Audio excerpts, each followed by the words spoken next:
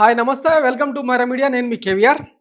తెలుగుదేశం పార్టీలో ఇక తీవ్రమైన అలజడి, అసంతృప్తి మొదలైందన్న సంగతి మొన్న జీవిరెడ్డి రాజీనామా వ్యవహారంతో తెలిసిపోయింది కదా. ఈ నేపథ్యంలో ఇక కూటమిలోని కొంతమంది పెద్దలు, ముఖ్యంగా టీడీపీలోని సీనియర్లు, ఎమ్మెల్యేలు, ప్రజాప్రతినిధులు ఇక ఓపెన్ అప్ అయిపోతున్నారని చెప్పి తెలుస్తూ ఉన్నది. రీసెంట్గా అంటే ఒక మీటింగ్లో కొన్ని నర్మగర్భ వ్యాఖ్యలు చేసిండు ఒక లీడరు, ఎలైట్ పీపుల్. స్వయంగా అంటే తెలుగుదేశం పార్టీ పాలన ఎట్లా ఉంటుంది, ఈ రాబోయే 5 ఏళ్లలో ప్రజా సంక్షేమం వీటన్నిటికి సంబంధించి చంద్రబాబు గారి వైఖరి ఎట్లా ఉంటుంది అన్నది ఆ కన్వర్జేషన్లో చాలా క్లారిటీగా చెప్పిండు ఆయన. సో దాన్ని మీ ముందుంచే ప్రయత్నం చేస్తాం. ముందు అసలు ఈ టీడీపీలో నివురుగప్పిన నిప్పులా ఉన్న ఈ వ్యవహారం ఎందుకింత బరెస్ట్ అయింది అన్నది ఒక్కసారి మనం బ్రీఫ్గా మాట్లాడుకున్న తర్వాత ఆ కన్వర్జేషన్ గురించి మీకు చెప్తా. అసంతృప్తి మొదలైందట. సోషల్ మీడియాలో తెలుగు తమ్ముళ్ళ హెచ్చరికలు, హితవులు. ఏపీ ఫైబర్ నెట్ చైర్మన్ రాజీనామా, జీవికి మద్దతుగా పోస్టింగ్లు. పాలన ఇలాగే కొనసాగితే 2029 నాటికి గడ్డు కాలమేనని గగ్గోలు. పథకాలందక పేదలు, పట్టుదొరక పార్టీ క్యాడర్ అయోమయం. వరద నీటిలో కొట్టుకుపోయేవాడికి గడ్డిపోచ దొరికిన బయటపడతాననే ఆశ ఉంటుంది. కూటమి ప్రభుత్వం వచ్చాక తెలుగుదేశం క్యాడర్కు కనీసం ఆ గడ్డిపోచ కూడా ఇప్పటి వరకు దొరకలేదనే చర్చ సాగుతోంది. అందరిలోనూ ఏదో ఎక్కడో బయటకు చెప్పుకోలేని అసంతృప్తి కనిపిస్తోంది. ఎవరి వద్ద ప్రస్తావించాలో కూడా తెలియక తికమక పడుతున్నారు. తమ అభిప్రాయాన్ని ఎవరు విన్నా ఎవరు వినకపోయినా వెళ్ళబుచ్చుకునే సోషల్ మీడియా ఉన్నందున ఇప్పుడు దాంట్లో అందరూ గగ్గోలు పెడుతున్నారు. అప్పట్లో వైసీపీ ప్రభుత్వంపై 3 నెలలకే అసంతృప్తి మొదలైందని, అది ఆగలేదని ఇప్పుడు మన ప్రభుత్వంపై ఇదే అసంతృప్తి కనిపించడం శోచనీయం అంటూ సోషల్ మీడియాలో తెలుగు తమ్ముళ్ళు ఇక తమ వామిటింగ్స్ అన్నిటి కూడా చేస్తూ ఉన్నారు అన్నట్టు. ఈ నేపథ్యంలో అంటే మొన్న జీవిరెడ్డి రాజీనామాకు సంబంధించి అసలు చంద్రబాబు గారిది తప్ప, జీవిరెడ్డిది తప్ప అంటే ఆ పోలిక చూడండి ఒకసారి. చంద్రబాబు గారి స్టేచర్ ఎక్కడ, జీవిరెడ్డి గారి స్టేచర్ ఎక్కడ? ఆయనతో ఈయనను పోల్చడమే టీడీపీకి అతిపెద్ద అవమానం. చరిత్ర ఎంటైర్ అంటే ఈ 4.5 దశాబ్దాల టీడీపీ చరిత్రలోనే ఆత్మగౌరవం కోసం, తెలుగువాడి ఆత్మగౌరవం కోసం పుట్టిన పార్టీలో అసలు నిబద్ధత గల, నిజాయితీ గల కార్యకర్తలకు, లీడర్లకే ఇక ఆ ఆత్మగౌరవం లేకుండా చేస్తే ఇదేం తొక్కలో పార్టీ అని చెప్పి ఇక కందుల రమేష్ దగ్గర నుంచి ఆ జర్నలిస్ట్ పకొడిగాలంతగా సోషల్ మీడియాలో పోస్టులు ఎవరిని వర్షన్ వాడు చెప్తా ఉన్నాడు. వాస్తవానికి జీవిరెడ్డి వ్యవహారంలో ఆయన చెప్పింది ఏంది, గతంలో అంటే వైసీపీ హయాంలో ఎవరైతే ఉన్నారో ఆ 410 మంది బ్యాచ్ వాళ్ళనే ఇప్పటికీ కూడా మేపుతా ఉన్నారు. కొత్తగా ఒక కనెక్షన్ ఇచ్చింది లేదు, కొత్తగా ₹1 వచ్చింది లేదు. ఈ అవినీతికి అడ్డుకట్ట వేయకపోతే పార్టీ కూసాలేగా వదిలిపోయే పరిస్థితి ఉందని చెప్పి ఇక అందరూ వేసుకుంటా ఉన్నారనమాట. ఈ నేపథ్యంలో కొన్ని ఆసక్తికరమైన పోస్టులు మీకు ఇప్పుడు చూపిస్తా చూడండి. అందరికంటే ముందు 2024 ఎన్నికల ముందే నాకు జ్ఞానోదయం అయింది. అమ్మ నాన్న చెల్లి తర్వాత చంద్రబాబే అనుకున్నా. వాడిని కూడా నిన్ను అసహించుకునేలా చేసుకున్నావు. Great visionary. వాడుకుని వదిలేస్తాడు. కొడుకుకేమో డబ్బు పిచ్చి. కేవలం జగన్ అనే భయమే ప్రస్తుత టీడీపీ మనుగడకు కారణం. ఇట్లా ఓపెన్ అయిపోతారు అనమాట. సతీష్ చాగంటి టీడీపీకి హార్డ్ కోర్. కోస్తే రెడ్ బ్లడ్ కాదు, ఎల్లో బ్లడ్ వచ్చే రకం అనమాట. ఇక్కడే చెబుతున్నాను, అన్ని లెవెల్స్లోనూ అవినీతి పెరిగింది. ఇప్పటిదాకా 6 టీడీపీ ప్రభుత్వాలు వచ్చాయి. అన్ని టీడీపీ ప్రభుత్వాల కన్నా ఇదే మోస్ట్ కరప్ట్. అంటే గతంలో మనం ఏం చేసినాం, జగన్మోహన్ రెడ్డి సర్కారు 5 ఏళ్ల పాలనలో కరోనా పాండమిక్ 2.5 ఏళ్లను పక్కకు పెట్టినా మిగతా 2.5 ఏళ్ల పాలనలో ప్రజలకు ప్రభుత్వాన్ని దగ్గర చేసిన 3 లక్షల కోట్ల డీబీటీ పద్ధతుల ద్వారా జగనానికి డబ్బులు వేసిన పోర్టులు, మెడికల్ కాలేజీలు, షిప్పింగ్ హార్బర్స్, ఉద్దానం లాంటి ఎవ్వడూ చేయలేని సాహసం చేసినా కూడా దాన్ని అవినీతి ప్రభుత్వం అని చెప్పినారు. మరి ఇప్పుడు ఈ పోస్టులు ఏం చెప్తున్నట్టు, ఈ 9 నెలల కాలంలో అమరావతిని మనం ట్రాక్ ఎక్కించినామా, లేకపోతే పోలవరాన్ని పూర్తి చేసినామా, లేదంటే మీరు ఇచ్చిన సూపర్ 6 గ్యారంటీ హామీలు ఏవైతే ఉన్నాయో అవి అమలు చేసినామా? ఏది లేదు కదా. అన్ని తొక్కలో సొల్లు ముచ్చట్లు చెప్తా ఉన్నారు అనమాట. చూడండి, ఇగో లోకేష్ మీడియా కవరప్కు ఎంత ట్రై చేసినా వాస్తవం ఏంటంటే జీవిరెడ్డి అవమానాన్ని భరించలేక ఆత్మగౌరవానికి నిలబడి వెళ్ళిపోయాడు. ఇక్కడ కందుల రమేష్ చెప్తున్న వాస్తవాలు గమనిస్తే బాబు గారి పాలనలోనే కాదు, పార్టీ నిర్వహణలో కూడా చంద్రబాబు అవుట్డేటెడే అన్నట్టు కనిపిస్తుంది. ఇక్కడ దీని కింద ఇక ప్రతి కామెంటు చాలా వాల్యుబుల్ అనమాట. ఈ విషయంలో కవరప్ చేసుకుంటే దొరికిపోవటం తప్ప ఏమీ ఉండదు. ఈవెన్ బుచ్చయ్య చౌదరి గారు కూడా యాక్సెప్ట్ చేశారు, అఫీషియల్స్ గౌడ్ మాట వినట్లేదు అని.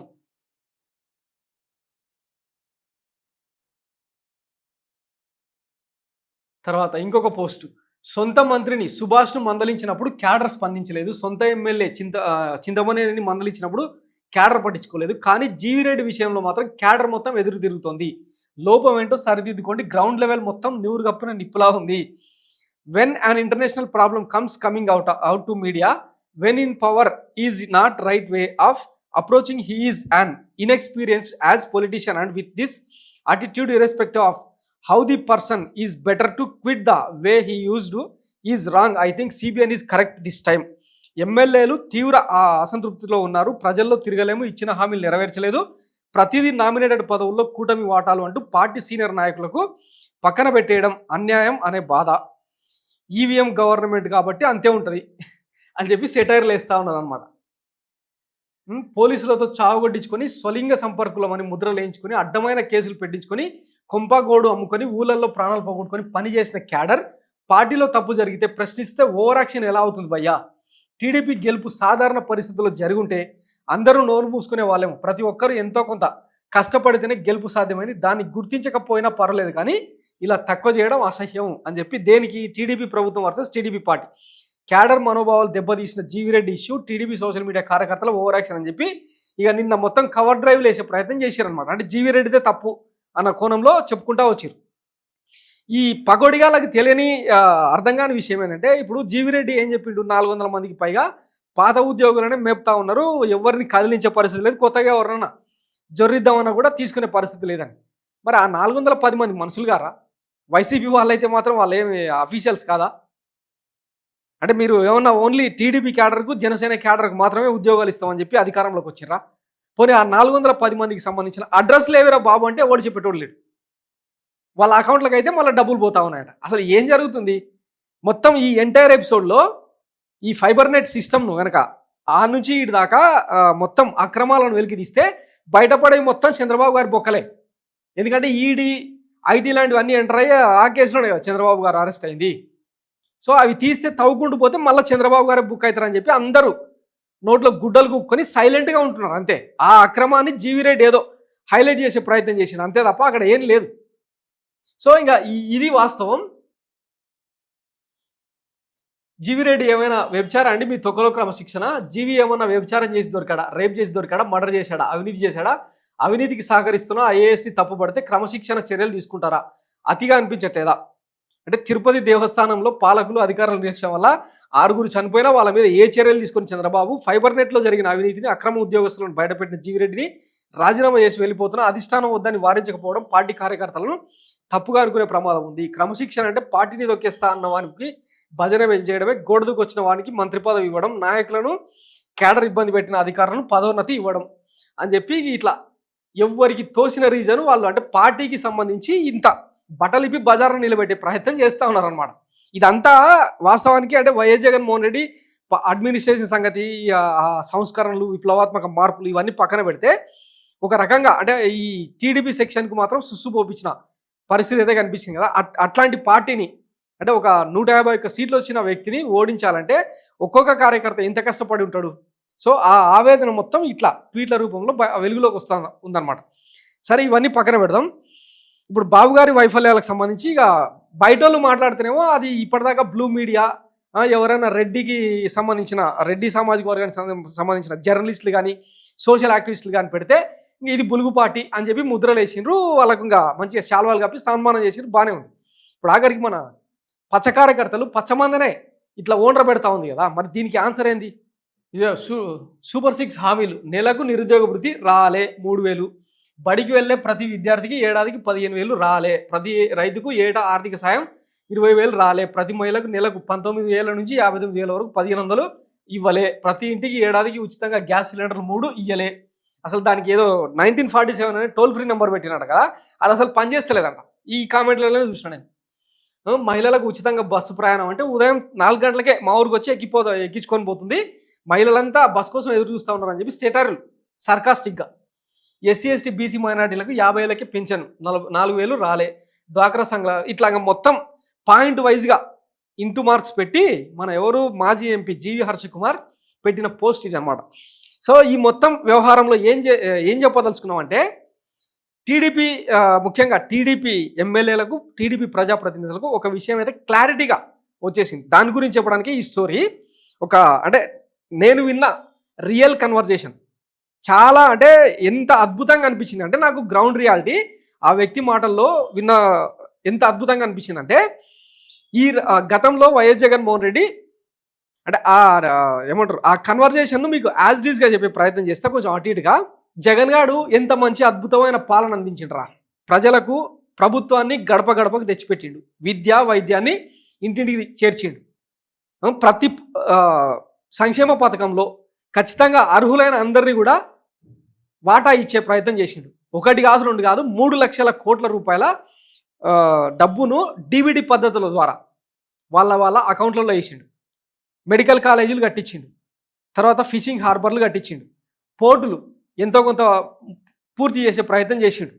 ఉద్దానం లాంటి సమస్యను, స్వతంత్రం ముందు నుంచి ఉన్న సమస్యను ఏ ఒక్క ఆంధ్ర రాష్ట్ర ముఖ్యమంత్రి ట్యాకిల్ చేయలేకపోయాడు. అట్లాంటిది ఈ జగన్ గాడు కేవలం 2.5 ఏళ్ల వ్యవధిలో, కరోనా పాండమిక్ ఇయర్ పక్కన పెడితే 2.5 ఏళ్లలో సొల్యూషన్ చూపెట్టిండు. ఇంత మంచి పనులు ప్రయోగాలు చేసిన వానికి ఈ ఆంధ్ర ప్రజలు ఏం చేసిర్రా? ఇది నా కన్వర్జేషన్ కాదు, ఒక వ్యక్తి, అంటే ఒక ఎమ్మెల్యే హోదాలో ఉన్న ఒక వ్యక్తి చెప్పిన మాట. సో అంత మంచి పనులు, అంత మంచి సంస్కరణలు, విద్యను, వైద్యాన్ని, ప్రభుత్వాన్ని జనాలకి దగ్గర చేసిన అంత మంచి జగన్మోహన్ రెడ్డినే ఓడించినప్పుడు రేపు మాకు ఓటేస్తారన్న గ్యారంటీ ఏంది? ఆఖరికి ఎన్నికలకు ముందు 10 లక్షల కోట్ల సంక్షేమ పథకాలు అమలు చేస్తామంటే మా వైపు వచ్చేసిర్రు. జగన్మోహన్ రెడ్డికి మించి అంటే డబల్ ఇస్తామంటే మా వైపుకి వచ్చేసిర్రు. రేపు మేము ఎన్నికలకు వెళ్ళాలి. ఇప్పుడు ఇస్తుంది కాదు, 10 లక్షల కోట్ల హామీలు ఇచ్చినా కూడా, 10 లక్షల కోట్ల విలువ చేసి సంక్షేమ పథకాలకు హామీ ఇచ్చినా కూడా రేపు మాకు ఓటేస్తారన్న గ్యారంటీ మాకైతే లేదు. అట్లాంటప్పుడు ఈ జనానికి మేము ఎందుకు పని చేయాలి అని చెప్పి ఆ వ్యక్తి మాట్లాడిన మాట. క్లారిటీ వచ్చిందా? అందుకే ఈ కూటమి నేతలు రాబందుల్లా, పందికొక్కుల్లా దొరికిన కాడికి సంపద సృష్టి అంటే ఎవరికి జరుగుతుంది తెలుసా? రాష్ట్రంలో కేవలం ఈ 3 పార్టీలకు సంబంధించిన పొలిటికల్ గవర్నెన్స్లో భాగంగా జనసేన కార్యకర్తలకు, టీడీపీ కార్యకర్తలకు, టీడీపీ క్యాడర్కు, టీడీపీ ప్రజాప్రతినిధులకు, జనసేన ప్రజాప్రతినిధులకు, వీళ్లకు సంపద సృష్టి జరుగుతూ ఉందన్నమాట. ప్రజలకు ఈ రోజు వరకు ఇన్ని హామీలు చూపించిన కదా, ఏ ఒక్కటనా ట్రాన్స్పరెంట్గా అమలవుతా ఉందా? మన లోకేష్ బాబు గారు అసెంబ్లీ సాక్షిగా మాట్లాడుతున్నారు కదా, ఏప్రిల్ మే నుంచి తల్లికి వందనం వేస్తామంటారు కదా. మీరు బాగా గుర్తుపెట్టుకోండి, ఆ తల్లికి వందనాన్ని కూడా పంగనామాలు పెట్టకపోతే ఎవరెవరైతే ఏరి అంటే హార్డ్ కోర్ కోస్తే పచ్చరక్తం వస్తుందో, హార్డ్ కోర్ అంటే జనసేన వాళ్ళు ఏమైనా అప్లికేషన్స్ పెడితే వాళ్ళకు, బీజేపీ వాళ్ళకి తప్పిస్తే వైసీపీకి ఓటేసిండు, వైసీపీ కోసం తిరిగిండు, వాడు అర్హుడైనా సరే, ఆ తల్లి అర్హురాలైనా సరే ఖచ్చితంగా ఇయ్యరు. జగన్మోహన్ రెడ్డి అట్లా టీడీపీ వాళ్ళకి కానీ, జనసేన వాళ్ళకి కానీ, బీజేపీ వాళ్ళకి కానీ అట్లా ఇవ్వకుండా ఉండుంటే ఈ కొడుకులు ఎట్లా డ్యాన్సులు వేసేవాళ్ళు తెలుసు కదా. అది పాలనకు, అడ్మినిస్ట్రేషన్కు, వ్యవస్థ నడిపించడానికి తేడా అనమాట. రేపటి రోజు మీరే చూస్తారు కదా, ఇంత క్లారిటీతో ఉన్నారు ఈ ప్రజాప్రతినిధులు, టీడీపీ ప్రజాప్రతినిధులు కానీ, జనసేన ప్రజాప్రతినిధులు కానీ. ఇంతకుముందు మీకు చూపించిన కదా, గ్రౌండ్ లెవెల్లో ఏ ఒక్కడు కూడా సంతృప్తికరంగా లేడు, శాచురేషన్ పద్ధతులు లేరు, ఎమ్మెల్యేలకు ముఖాలు లేవు. పోయి ఓటు అడుగుదామన్నా, లేదంటే పోని వాళ్ళ బాగోగులు అడుగుదామని తెలుసుకుందామని పోయినా కూడా చెప్పుల దండలు మెడలేసే పరిస్థితికి వచ్చింది. అట్లాంటప్పుడు ఏం మొహం పెట్టుకొని పోతారు? సో ఇదే అనమాట, ఇంత మంచి పనులు, ప్రయోగాలు, విప్లవాత్మక మార్పులు, సంస్కరణలు ఇన్ని చేసిన జగన్మోహన్ రెడ్డికి ఈ గతి పట్టిస్తే రేపు మనకేంది అనే సిచ్యువేషన్కి వచ్చేసిరంట. సో నేను పదే నా వీడియోస్లో చాలాసార్లు చెప్పినా కదా, ఈ దేశంలో జనాన్ని నమ్మించి మోసం చేసిన రాజకీయ నాయకుడు ఉండొచ్చు, కానీ జనాల్ని నమ్మి మోసపోయిన రాజకీయ నాయకుడు ఎవ్వడూ లేడు, ఒక్క జగన్మోహన్ రెడ్డి తప్ప. ఓకేనా? ఎందుకంటే గతంలో YS Rajasekhara Reddy fee reimbursement ఇచ్చి కొన్ని లక్షల మంది విద్యార్థులకు విద్యాదానం చేసిండు. సరే, దాని వెనకాల గుడిపూటానిలు అవన్నీ పక్కన పెడితే అదైతే ఒక మహోన్నతమైన పథకమేగా. ఆరోగ్యశ్రీ పేరుతో పేద మధ్యతరగతి వర్గాలు కార్పొరేట్ హాస్పిటళ్లకు పోయి 1000 రూపాయలకు మించి వైద్యం చేయించుకునే పరిస్థితులు ఉండేనా? అట్లాంటి రోజులను వైఎస్ రాజశేఖర రెడ్డి తీసుకొచ్చిండు. ఆ 2 పథకాలను అంటే విద్య, వైద్యం, ఈ రెండింటిని శాచురేషన్ పద్ధతిలో చేతికి ఎముక లేకుండా అమలు చేసిన నాయకుడు ఎవడైనా ఉన్నాడా? ఉంటే కింద కామెంట్ చేయండి, మళ్ళీ మాట్లాడుకుందాం కావాలంటే. ఇన్ని పనులు, ఒకవైపు అభివృద్ధిని, మరోవైపు చంద్రబాబు గారి లాంగ్వేజ్లో చెప్పాలంటే సంక్షేమాన్ని పట్టాలెక్కిచ్చి ఇంత పరుగులు పెట్టించిన వ్యక్తి ఏ రోజు కూడా మళ్ళీ ఈయన లెక్క జోలే పట్టుకోలే, ఆయన భార్య లెక్క గాజులు, చేతిలో గాజులు విరాళంగా ఇయ్యలే, ఎవరిని అడగలే. వరదలు వచ్చినా, ప్రాబ్లమ్స్ వచ్చినా, కరోనా లాంటి పాండమిక్లో డబ్బులు రాకపోయినా చెప్పిన మాటకు టంచన్గా 3 నెలలకు పలానా పథకం వేస్తున్నామంటే ఆ రోజు ఆ డబ్బులు వచ్చి పడేవి అంతే. ఇట్లా వీళ్ళ లెక్క సొల్లు కబుర్లు చెప్పలే, అవేంది చేతగాని మాటలు చెప్పలే, అసమర్థ పాలన చేయలే. అయినా సరే జగన్మోహన్ రెడ్డిని ఓడించారు కదా. చంద్రబాబు గారికి అట్లాంటి స్కిల్స్ లేవు, అట్లాంటి మేనేజ్మెంట్ స్కిల్స్ లేవు. ఎంతసేపు పార్టీని కార్యకర్తలను పనంగా పెట్టి ఇక వాళ్ళ జీవితాలతో వాళ్ళ ఏమంటారు భుజాల మీద ఎక్కి ఊరేగడం తప్పిస్తే ఆ 10 మంది కోటరీ ఉంటారు కదా. గతంలో వైఎస్ జగన్మోహన్ రెడ్డి సర్కార్లో ఓ ధనుంజయ రెడ్డి, ఓ విజయసాయి రెడ్డి, తర్వాత ఓ సజ్జల రామకృష్ణారెడ్డి, ఇట్లా 10-15 మంది కోటరీలో బందీ అయిపోయి రాష్ట్రాన్ని ప్రజల్ని గాలికి వదిలేశాడని చెప్పారు కదా. మరి ఇప్పుడు ఈ లోకేష్ బాబు గారు, చంద్రబాబు గారి పాలనలో ఆ 10 మంది కోటరీ, ఆ సానా సతీష్, వేమూరి హరికృష్ణ ప్రసాద్, ఇట్లాంటి ఒక 10 మందిని తప్పిస్తే ఎవరికి పనులు అవుతున్నాయి? ఇప్పుడు జీవిరెడ్డి ఉదంతం ఏం చెప్తున్నది? ఏ ఒక్క నామినేటెడ్ పోస్ట్లో కూడా ఎవ్వరికి ఛాన్స్ లేదు. పైసలు వచ్చే, కమిషన్లు వచ్చే పనులు మాత్రమే, ఆ ఫైల్స్ మాత్రమే మూవ్ అవుతా ఉన్నాయంట. మరి ఇంకెక్కడ పనులు అవుతున్నట్టు? సో కావు. ఇప్పుడే కాదు, ఈ 9 నెలల్లోనే కాదు. అదేదో సామెత చెప్తారు కదా, అన్నం ఉడికిందా లేదని మొత్తం కుండ మొత్తం దేవాల్సిన అవసరం లేదు. ఒక్క బియ్యపు గింజను పట్టుకొని చూస్తే తెలిసిపోద్ది అనమాట. ఈ 9 నెలల పాలన రాబోయే 4 ఏళ్ల పాలనకు గీటురాయి అనమాట. సో ఈ ప్రభుత్వంలో సంక్షేమ పథకాలు ఏవి రావు, వచ్చినా కూడా వస్తే మీ అదృష్టం అది. ఎందుకంటే మనం పోలవరం లాంటి ఒక అతిపెద్ద ప్రాజెక్ట్ని పూర్తి చేస్తామని చెప్పినాం.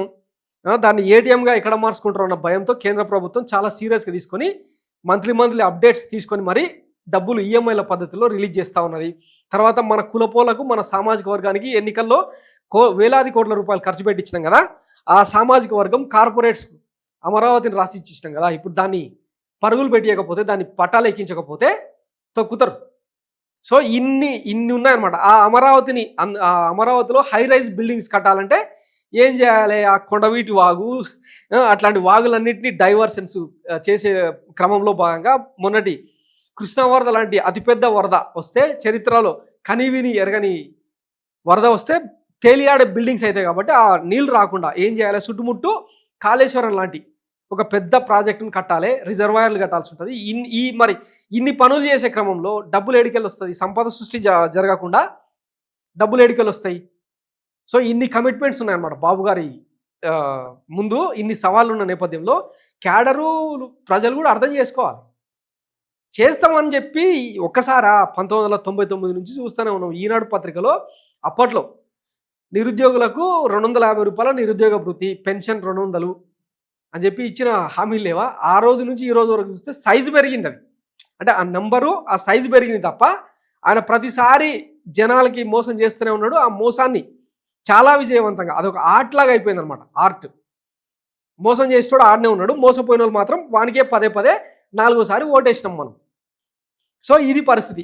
ఈ క్లారిటీ, ఈ అవగాహన, ఈ మెచ్యూరిటీ లెవెల్స్ వచ్చిన తర్వాత ఇంకా ఏ ఒక్కడు కూడా నెక్స్ట్ టైం మనకు ఎట్లాగూ రాజకీయ భవిష్యత్తు లేదు, జీవితం లేదు, మళ్ళీ గెలవబోయేది ఆ జగన్ గాడే అన్న కంక్లూజన్కి వచ్చి, ఇవన్నీ నా మాటలు కాదు, మళ్ళీ గుర్తుపెట్టుకోండి, మళ్ళీ జగనే. సో ఇక మనం ఏం చేసినా వేస్టే. అందుకే రాబోయే తరాలకు సరిపడా ఎట్లాగో ఎన్నికల్లో 50 నుంచి 100 కోట్లు ఒక్కొక్కరికి ఖర్చు పెట్టాం కాబట్టి అవన్నీ పిండుకునే ప్రయత్నం చేద్దాం. ఎట్లాగూ అసెంబ్లీ నియోజకవర్గం అన్నాక ఖచ్చితంగా వాగులు, ఎంతో కొంత నది క్యాష్మెంట్ ఏరియా ఉంటుంది కదా, ఆ ఇసుక తోడుకునే క్రమంలో ఒక్కొక్క ట్రాక్టర్ ఇసుక ఎంతరా అంటే 6,000 సార్. మరి ఒక 7-7.5 వేలు ఇచ్చి నువ్వే తీసుకుపోరాదు అని చెప్పి ఇట్లా బేరాలు ఎక్కడికక్కడ మాట్లాడుకుంటూ దొరికిన ఆడికి దోసుకుంటా ఉన్నారు. సంపద సృష్టి మన ప్రజాప్రతినిధులకు, పచ్చ ప్రతినిధులకు, ఈ జనసేన ప్రతినిధులకు జరుగుతూ ఉందన్నమాట. రాష్ట్ర ప్రజలకు మాత్రం బొచ్చ మిగులుతూ ఉంది. సో ఈ రియాలిటీలోకి వచ్చేసాను. ఎందుకంటే వాళ్ళ కంక్లూజన్కి వాళ్ళు వచ్చేసారు. పాలకులు ఎవరైతే ఉన్నారో వాళ్ళ కంక్లూజన్కి వచ్చేసారు. ఈరోజు మద్యం గురించి మన బాబు గారు ఎంత మంచి మాట మాట్లాడారు అసెంబ్లీలో, చూడండి ఒకసారి. ఎంత దారుణం అధ్యక్ష, ఇప్పుడే మా మిత్రులు కూడా చెప్పారు, ఎంత దారుణం అధ్యక్ష. మొత్తం అస్తవ్యస్తం చేశారు, నాసి రకం బ్రాండ్లు తీసుకొచ్చారు, మొత్తం ఇష్టానుసారంగా చేసి 8 నెలల్లో ఎన్నికల్లో చెప్పాం, ఎట్టి పరిస్థితుల్లో ప్రక్షాళన చేస్తున్నాం. ఈ రోజు మీరు చూస్తే దేశంలో అన్ని రాష్ట్రాల కంటే మెరుగైన మద్యం పాలసీ తీసుకొచ్చిన ప్రభుత్వం ఇక్కడ ఎన్డీఏ ప్రభుత్వం అని కూడా నేను తెలియజేస్తున్నాను. దీన్ని మనం శ్రీకారం చుట్టాం. అదే విన్నారు కదా, భారతదేశంలో బుద్ధున్న మెడక మీద తలకాయ ఉన్న ఏ నాయకుడైనా ఈ మాటలు మాట్లాడతారా? భారతదేశంలోనే ఏ రాష్ట్రంలో లేనంతగా నాణ్యమైన మద్యాన్ని ఇస్తున్నామన్న పాలకుడిని బహుశా మనం మాత్రమే చూడొచ్చాము. సో ఈయన హయాంలో బతుకున్నందుకు, ఈయన హయాంలో జీవించినందుకు నేను నిజంగా అదృష్టవంతునని భావిస్తున్నాను అన్నమాట. ఎవడన్నా పాలకుడు అనేటోడు, విజనరీ అనేటోడు, డ్రీమ్స్ ఉన్నోడు, రాష్ట్ర ప్రజలను మానవ వనరుల కోణంలో అభివృద్ధి చేయాలనుకున్నాడు ఏం చేస్తాడు? నాణ్యమైన విద్య, నాణ్యమైన వైద్యం అని మాట్లాడతాడు. కానీ మనం మాత్రం ఆ రెండింటిని పొంగూరు నారాయణకు ఇంకా కామినేని శ్రీనివాస్ లాంటి వాళ్ళకు హ్యాండ్ ఓవర్ చేసేసి ప్రజలకు మాత్రం నాణ్యమైన మద్యం ఇదొకటే మన పాలసీ అని చెప్తున్నాడు అనమాట. ఇంతకు మించిన పాలన ఇంకే ఏమైనా అవసరమో మనకు? సో తాగుదాం, ఊగుదాం, ఎంజాయ్ పండుగ. Thanks for watching Myra Media. నేను మీ కేవీఆర్. Thank you.